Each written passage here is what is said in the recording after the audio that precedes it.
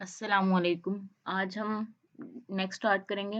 हमने यहाँ test your understanding 1 पे एंड किया था। आज हम डेप्रिसिएशन से स्टार्ट करेंगे। डेप्रिसिएशन में सबसे पहले हम इसकी डेफिनेशन देखते हैं। The systematic allocation of the depreciable amount of an asset over it's useful life.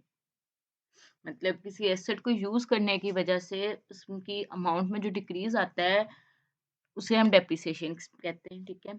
और ये डेफिनेशन हमें एग्जैक्ट यही लिखनी है, करनी होती है, क्योंकि ये हमें हम सारा कुछ एक्सप्लेनेशन या हर चीज़ अपने से लिख सकते हैं, बट जो डेफिनेशन होती है वो लाजमी होता है कि हमने वही चीज़ लिखनी है जो कि हमें एक्सप्लेन की गई है, जो कि हमें डेफिनेशन बताई गई है, ठीक है।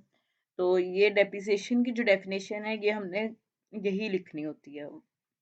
इसमें हम ये नहीं कह सकते कि हम इसे अपनी वर्डिंग में, सिंपल वर्डिंग में हम इसे एक्सप्लेन करें, ऐसा नहीं होता। डेफिनेशन हमें सेम ही लिखनी है। नेक्स्ट इन्होंने इसी डेफिनेशन को अपनी वर्डिंग में एक्सप्लेन किया हुआ है, ठीक है।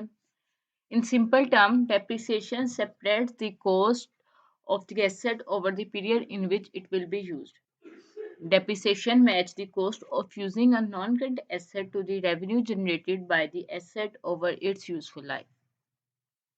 Depreciation must also be matched to the pattern of use of the asset. According to International Accounting Standard 16, the estimated useful life of item of property, plant and equipment must be regularly reviewed and may be changed if the method no longer matches the usage of the asset. इसमें उन्होंने बताया हुआ कि जितने period में हमें इसे use करना है एसेट को, उस पीरियड के अकॉर्डिंग इसकी कॉस्ट को हमने करना होता है, डेप्रिशिएट करना, ठीक है। यूजफुल लाइफ पे, ओवर यूजफुल लाइफ, ठीक है। जितनी उसकी यूजफुल लाइफ है उतनी देर के लिए हमने इसे डेप्रिशिएट करना है। इसके अलावा उन्होंने बताया कि हम, अगर हमें लगे कि इसका मेथड हमें चेंज करना है तो हम इसका मेथड चेंज भी कर सकते हैं। डेप्रिसिएशन के कई मेथड हैं, जो कि स्टैंडर्ड ने जो हमें बताए हैं वो 2 मेथड हैं, वो भी हम नेक्स्ट करते हैं, ठीक है। This is achieved by recording a depreciation charge each year, the effect of which is twofold, the dual effect. Depreciation का इफेक्ट किस क्या क्या इफेक्ट आएगा? एक तो फाइनेंशियल पोजीशन में नॉन करंट एसेट की वैल्यू डिक्रीज होगी, क्योंकि डेप्रिसिएशन की वजह से उस पे डेप्रिसिएशन की अमाउंट लेस हो जाएगी, तो हमारी नॉन करंट एसेट की अमाउंट वैल्यू जो होगी वो डिक्रीज हो जाएगी। और दूसरा इफेक्ट इसका आएगा statement of profit and loss में as a expense, depreciation expense, ठीक है। इसके 2 इफेक्ट्स आएंगे, एक फाइनेंशियल पोजीशन में और दूसरा statement of profit and loss में। नेक्स्ट है डेप्रिसिएशन की डेफिनेशन को ही उन्होंने फर्दर एक्सप्लेन किया हुआ है ताकि हमें और अच्छे से समझ आ सके।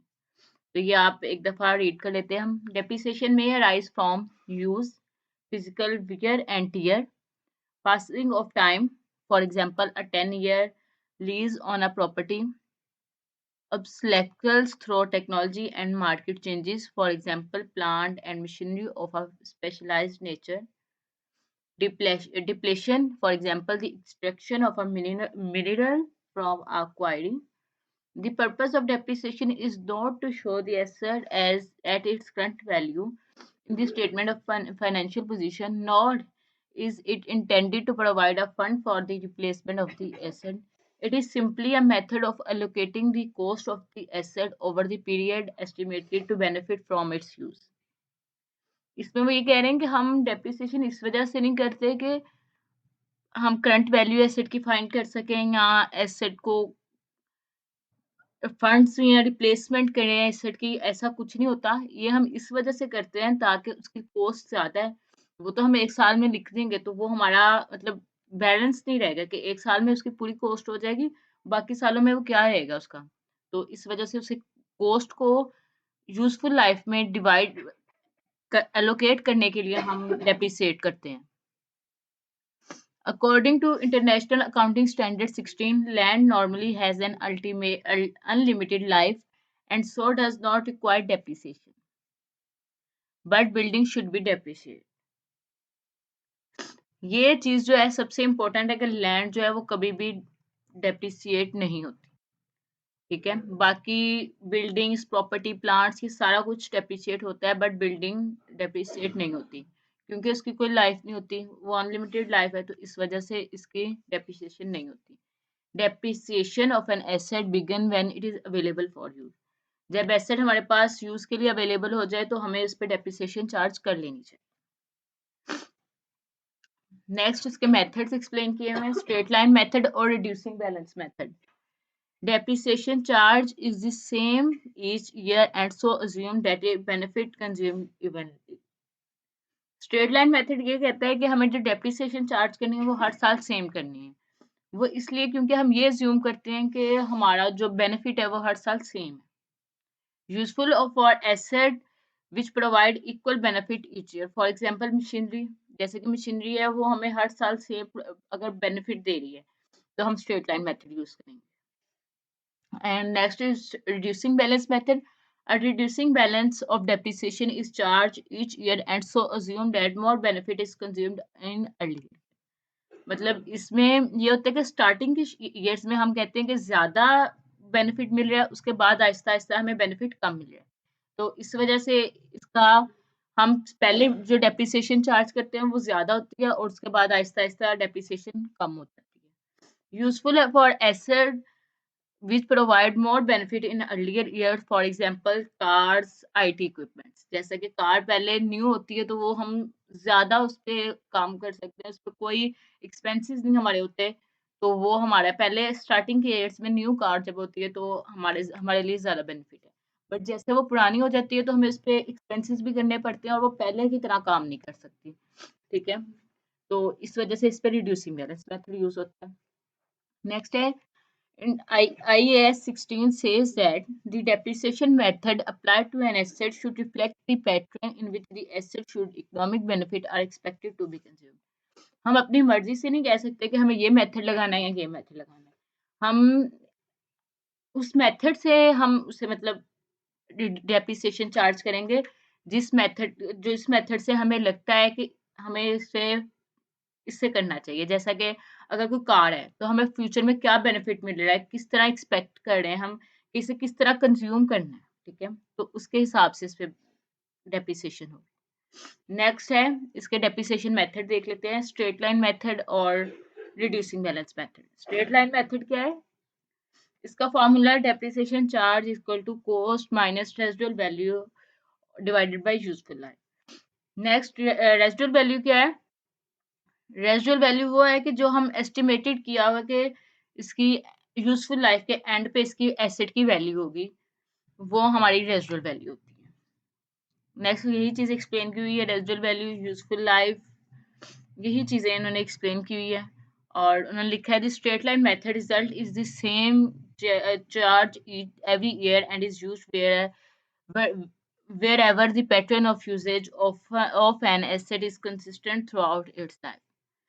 मतलब कि हमें जो इस पे हम स्ट्रेट लाइन मेथड जिस पे चार्ज करेंगे वो हर साल सेम डेप्रिसिएशन होगी, क्योंकि उसका एक ही फॉर्मूला है, एक तरीके से हम कॉस्ट वही ले रहे हैं, रेजिडुअल वैल्यू भी वही है, यूजफुल लाइफ भी सेम है हर साल, तो इस वजह से इसमें जो हम डेप्रिसिएशन चार्ज करेंगे वो हर साल सेम होगी। नेक्स्ट है reducing balance method. Reducing balance method का फॉर्मूला है depreciation charge equal to percentage multiply by carrying amount. Percentage हमें गिवन होती है कि हमने इस परसेंटेज पे डेप्रिसिएशन चार्ज करनी है, ठीक है, और कैरिंग अमाउंट होता है कि जो हमारे पास ओरिजिनल कॉस्ट है उसमें से लेस कर देनी है अक्यूमुलेटेड डेप्रिसिएशन, तो हमारे पास कैरिंग अमाउंट आ जाएगी एसेट की, ठीक है, तो परसेंटेज को हम कैरिंग अमाउंट से मल्टीप्लाई करेंगे तो हमारे पास डेप्रिसिएशन आ जाएगी रिड्यूसिंग बैलेंस मेथड से, ये इसका फॉर्मूला है। The reducing balance method result in a constantly reducing depreciation charge throughout the life of an asset। इसमें जो डेप्रिसिएशन होगी वो आहिस्ता आहिस्ता कम होती जाएगी, ठीक है, जैसे कि पहले साल अगर हम कहें कि 1 लाख डेप्रिसिएशन हुई, दूसरे साल हमारी इससे कम हो गई 90,000, फिर उससे कम, फिर उससे कम, इस तरह हमारी डेप्रिसिएशन होगी। एसेट बाउट या सोल्ड इन द पीरियड।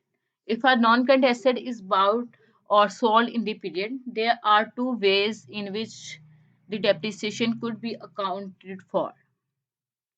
इसमें उन्होंने लिखा है कि हमें किस तरीके से डेप्रिसिएशन चार्ज करनी चाहिए, मतलब हमने जब एसेट बाय किया है उस साल पूरी डेप्रिसिएशन करें, और जिस साल हमने एसेट सेल किया उस साल हम कोई डेप्रिसिएशन ना करें।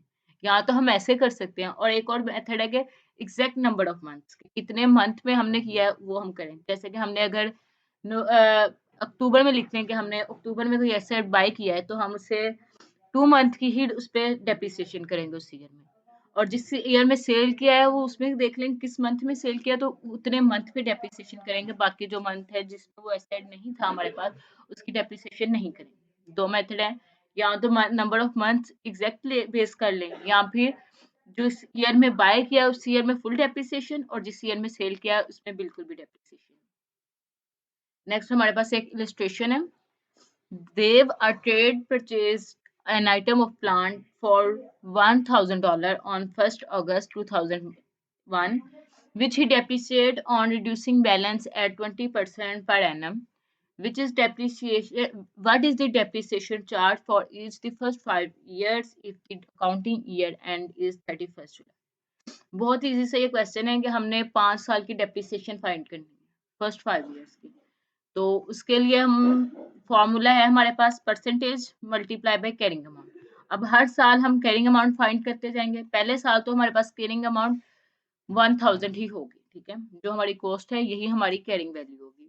तो 20% लेंगे 1000 का, तो हमारे पहले साल की डेप्रिसिएशन आ जाएगी। उसके बाद हम हर साल इस तरह करते जाएंगे डेप्रिसिएशन, अकुमुलेटेड डेप्रिसिएशन लेस करेंगे ओरिजिनल कॉस्ट से, तो हमारे पास कैरिंग अमाउंट आती जाएगी, जिससे हम डेप्रिसिएशन एक्सपेंस हर साल फाइंड कर सकते हैं, और यही हमने फाइंड करना है। आप ये क्वेश्चन सॉल्व करके देखिएगा, अगर नहीं हुआ तो फिर आप कमेंट में बता सकते हैं, आपको नेक्स्ट लेक्चर में करवा दिया जाएगा। थैंक यू एंड अल्लाह हाफिज़।